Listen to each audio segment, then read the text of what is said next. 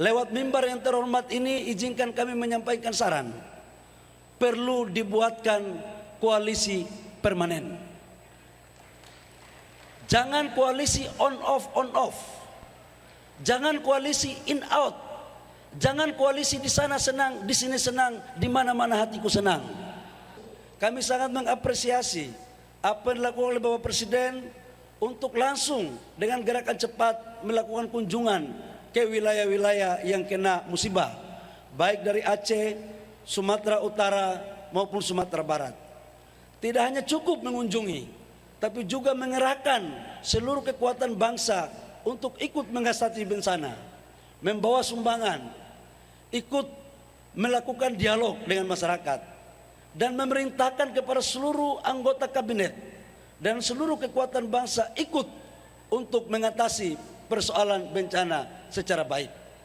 Izin kami melaporkan dalam rangka menerjemahkan dan menindaklanjuti perintah Bapak Presiden. Kami sebagai Menteri SDM 2 hari berkeliling di Aceh, di Sumatera Utara maupun di Sumatera Barat. Banyak jaringan listrik yang rubuh akibat karena perluasan kali. Di Birem, contoh di Aceh, itu mengaliri kurang lebih sekitar 200 megawatt PLTG yang itu menghubungkan antara Birem dan Banda Aceh. Alhamdulillah Bapak Presiden, mulai malam ini sebagian sudah bisa nyala karena perintah Bapak Presiden. Jalan-jalan terputus, penyaluran BBM dan LPG tidak bisa memakai jalan darat. Jadi sebagian kita pakai trekking lewat laut. Begitupun di Sumatera Utara. Saya nginap di Tapteng, di Sibolga, dan juga kami mengunjungi Tapsel. Ketika kemarin belum kami ke sana, listrik masih mati.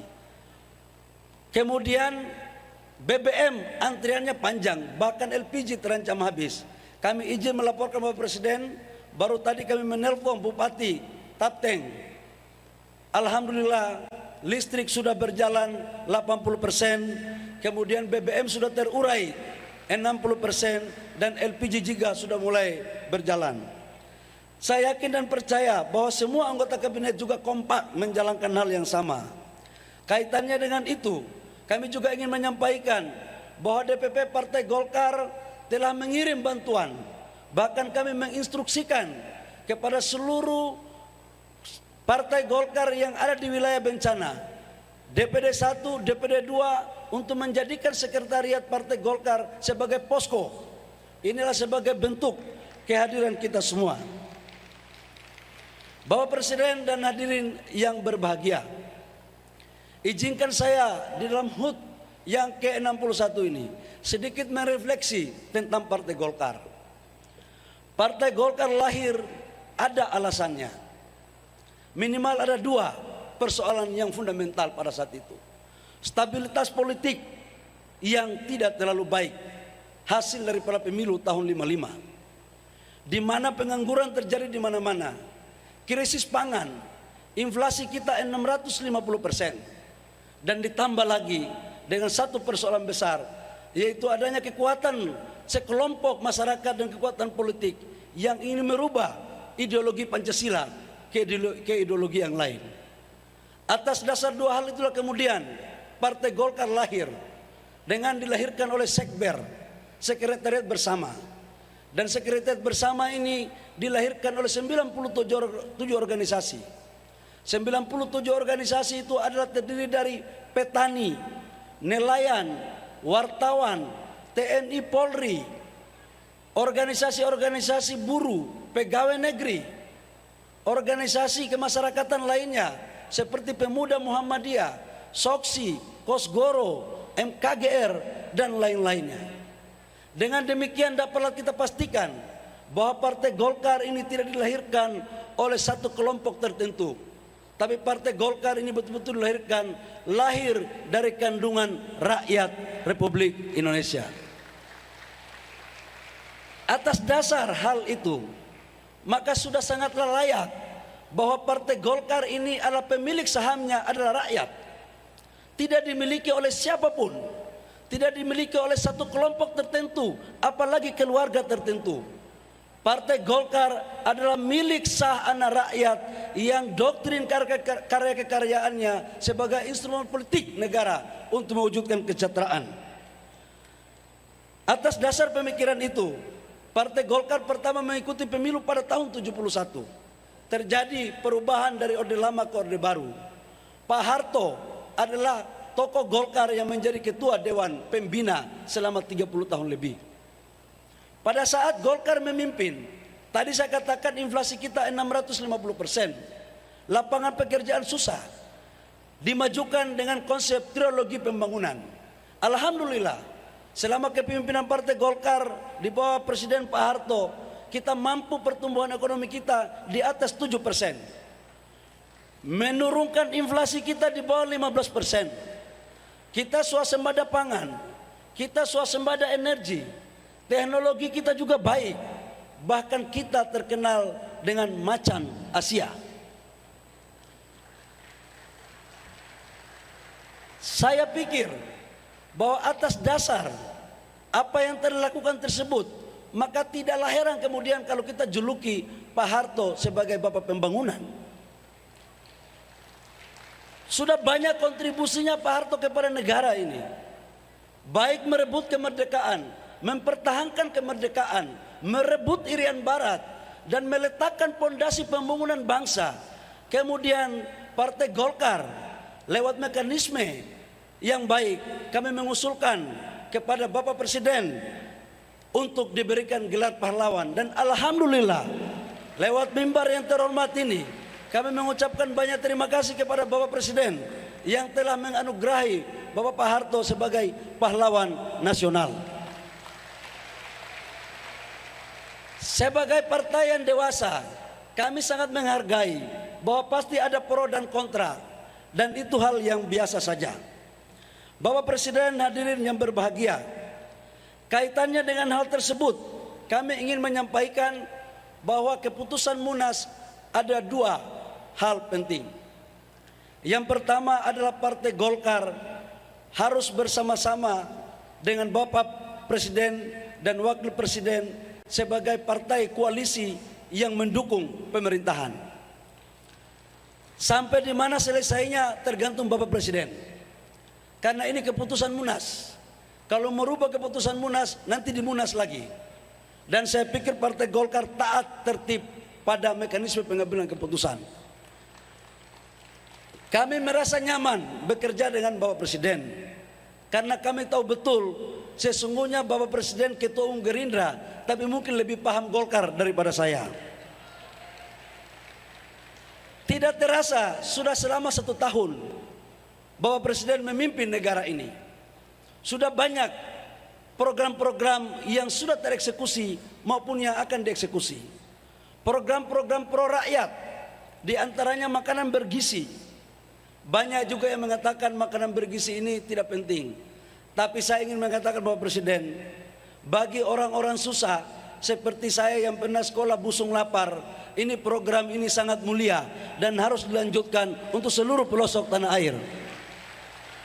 Swasembada pangan, swasembada energi, kami juga melaporkan kepada Bapak Presiden menyangkut energi. Sejak 2008 sampai 2024 belum pernah lifting kita mencapai target APBN. Di tahun 2025 insya Allah Partai Golkar dan Bapak Presiden akan mewujudkan lifting kita akan melebihi target APBN. Bahkan solar di tahun 2026 kita tidak akan melakukan impor lagi.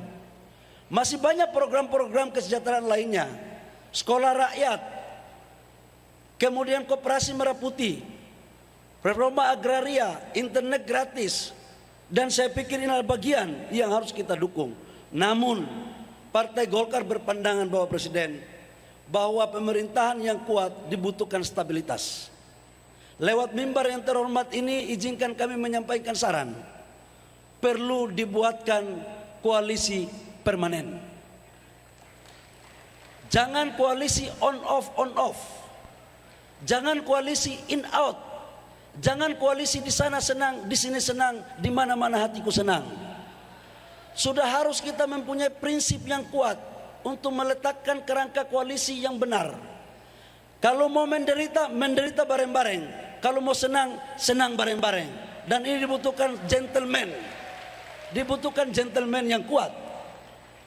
Jangan orang Papua bilang tulis lain, baca lain, bikin lain.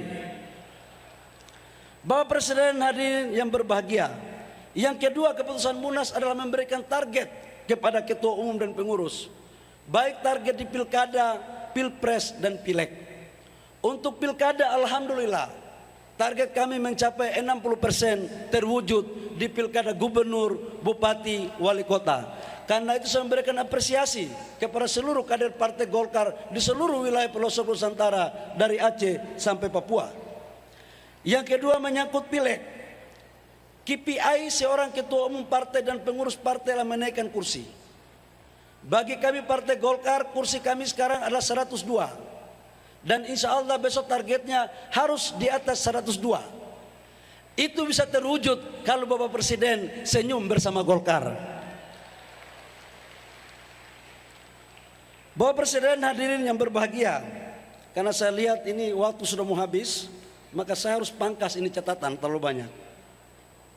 Izinkan kami menyampaikan beberapa hal yang kami anggap sangat penting di HUT Partai Golkar. Pertama, kami memandang sudah saatnya kita menata ulang desain politik kita. Desain politik harus kita selaraskan dengan semangat Undang-Undang Dasar Negara Republik Indonesia tahun 1945. Kita menganut sistem pemerintahan presidensial sebagaimana diamanatkan oleh Undang-Undang tahun 1945 pasal 4 ayat 1. Oleh karena itu sistem kepartaian, sistem pemilu haruslah yang kompatibel dan mendukung sistem pemerintahan presidensial. Dalam pandangan kami, berdasarkan referensi para ahli dan kajian yang mendalam daripada DPP Partai Golkar, sistem kepartaian yang ideal adalah sistem multipartai sederhana, bukan sistem multipartai ekstrim. Khusus menyangkut pilkada Bapak Presiden, 1 tahun lalu kami menyampaikan kalau bisa pilkada dipilih lewat DPR saja. Banyak pro dan kontra. Tapi setelah kita mengkaji, alangkah lebih baiknya memang kita lakukan sesuai dengan pemilihan lewat DPR kabupaten kota, biar tidak lagi pusing-pusing. Saya yakin bahwa ini membutuhkan kajian yang mendalam. Oleh karena itu kami memandang pembahasan RUU bidang politik seyogyanya bisa dimulai tahun depan. Ini agar pembahasannya bisa dilakukan dengan komprehensif, hati-hati dan cermat, dengan melibatkan masukan yang luas. RUU ini harus melalui kajian yang mendalam. Tapi terus terang aja Bapak Presiden, sekalipun undang-undang kita sudah kaji baik, saya punya kekhawatiran. Jangan sampai undang-undang sudah jadi, sampai di MK membuat yang lain, bahkan bisa merubah, bahkan bisa membuat norma baru lagi. Jadi saya pikir ini perlu kita kawal bersama-sama agar persoalan ini harus tetap kita lakukan dengan baik. Mengakhiri sambutan saya, izinkan saya mengucapkan terima kasih kepada panitia Pak Muhyiddin yang telah bekerja keras menyukseskan acara ini, dan kepada semua panitia besok naik pangkat karena acara sukses. Pangkatnya seperti apa nanti kita negosiasikan. Bapak Presiden, kami memohon kiranya Bapak Presiden bisa memberikan arahan, bisa memberikan nasihat, karena saya yakin dan percaya bahwa pada HUT kali ini semua partai Golkar ingin mendengar nasihat daripada Bapak Presiden. Izinkan saya untuk menutup dengan satu buah pantun. Pohon beringin berdiri tegak mempesona, tumpunya rindang sejuk rasanya. Koalisi sukses jalankan asta cita, jadi eksalator kelanjutan kepemimpinan bangsa. Demikian, terima kasih, kurang lebihnya mohon maaf. Wabillahi taufiq wal hidayah. Wassalamualaikum warahmatullahi wabarakatuh. Shalom, Om Santi Santi Om, Namo Buddhaya, salam kebajikan.